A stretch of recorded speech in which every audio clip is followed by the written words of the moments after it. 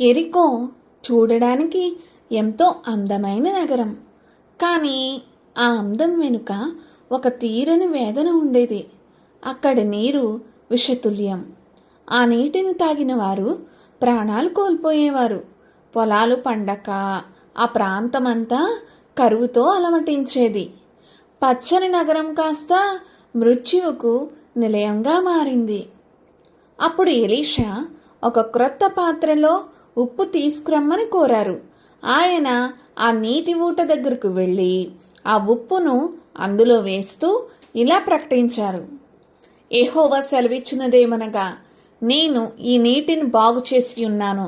ఇక దీని వలన మరణము గాని గర్భపాతము గాని కలుగదు.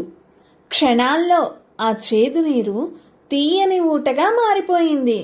అప్పటి వరకు మరణానికి సంకేతంగా ఉన్న ఆ నీరు జీవనానికి ఆధారంగా మారింది. ఈ చిన్న కథ మనకు ఒక గొప్ప భరోసాని ఇస్తుంది. నీ జీవితం చేదుగా ఉందా? అపజయాలు, కష్టాలు నిన్ను వేధిస్తున్నాయా?